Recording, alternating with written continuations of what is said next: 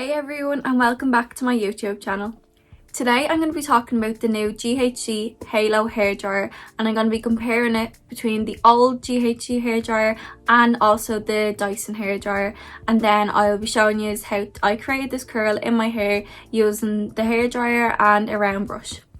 So the new GHD Helio Hairdryer comes in 4 shades. It comes in white, black, plum and ink blue. They've been out for a couple of months now, and I've been saying that I want to get my hands on one of them to try them out.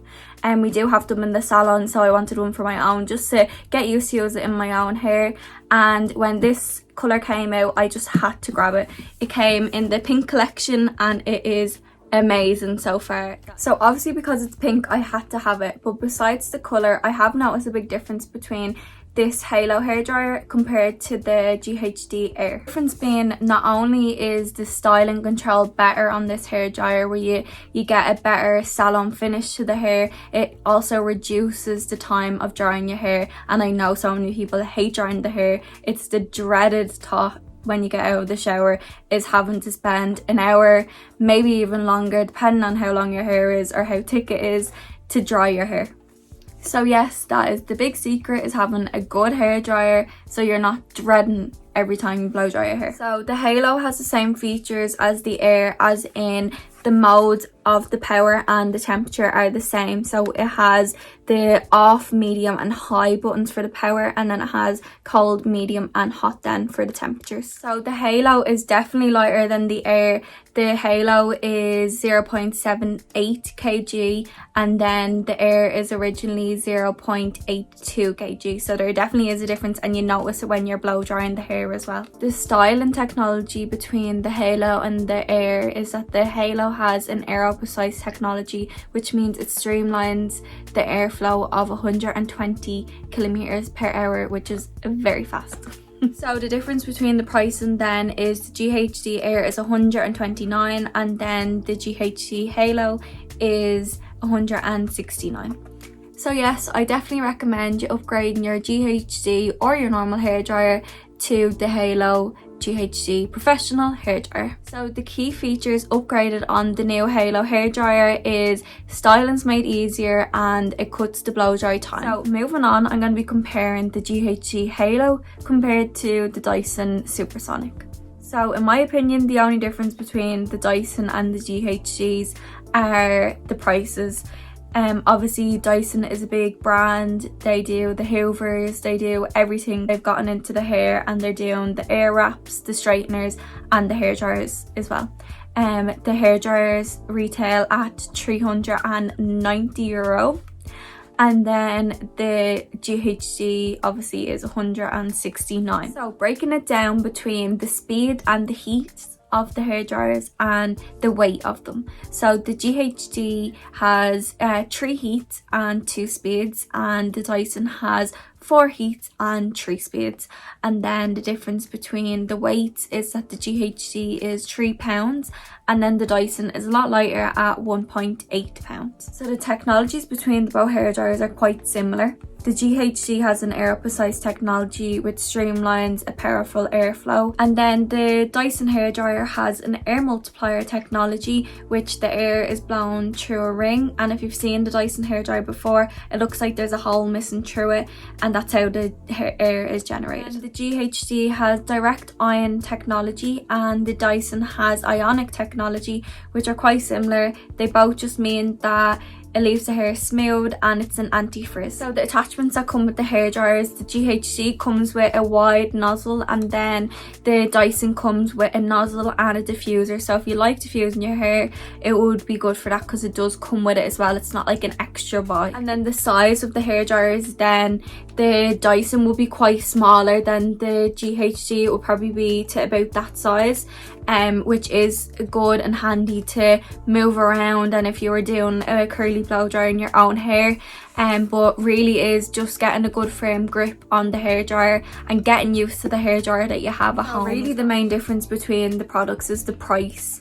The GHD 160 compared to the Dyson 390.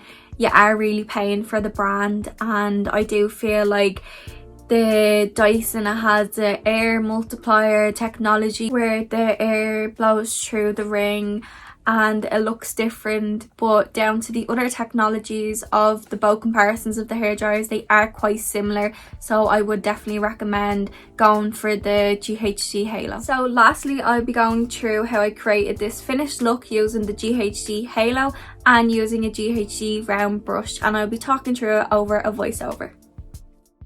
Firstly, I go in with the Kerastase Blow Dry Cream. It is a long wear shapeable heat lotion that has protection of up to 230 degrees. This is the new GHD Halo Professional Hairdryer in the pink collection. I usually dry my hair about 80% so that I'm not all day drying and curling with a brush. I have the hairdryer drying down so that the hair cuticle is closed and not creating frizz. First, I like to section the front pieces and clip them up so they're setting as I do the rest of my hair. Sectioning is so important. You shouldn't have the section thicker or wider than the brush you're using. Here I'm demonstrating how I twist the hair with the brush.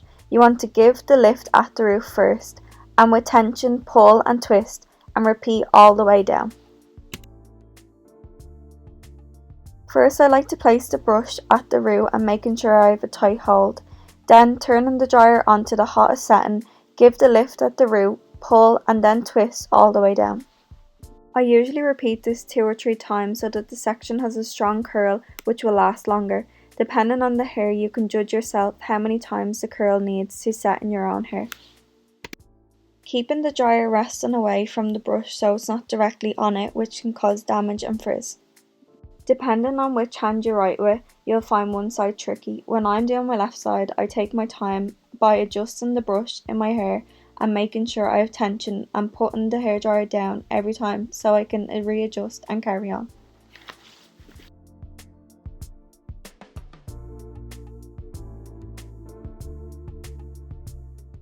When the front sections are finished, using the clips you had, keeping the rest of the hair back, roll the sections into a neat roll so the curl has time to cool and set.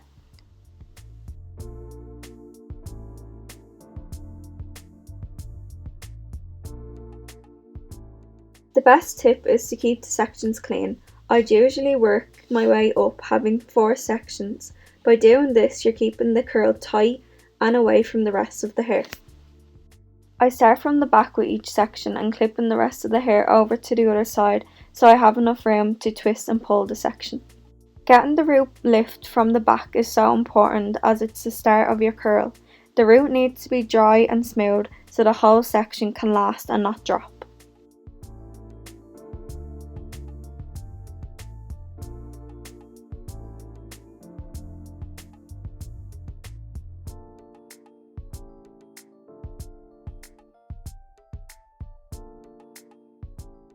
A good way to get the root dry is to bring the brush back, keeping a strong tension to get it completely dry.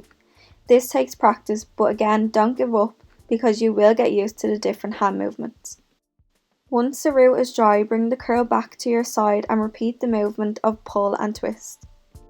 When you start to get comfortable with holding the dryer and the brush, you can pick the section up without putting the dryer down each time.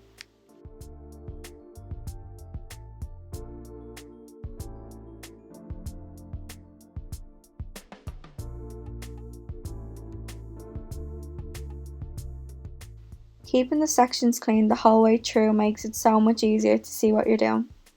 So have as many clips as you need and take the sections starting from the back to the front and repeat the movements, pull and twist.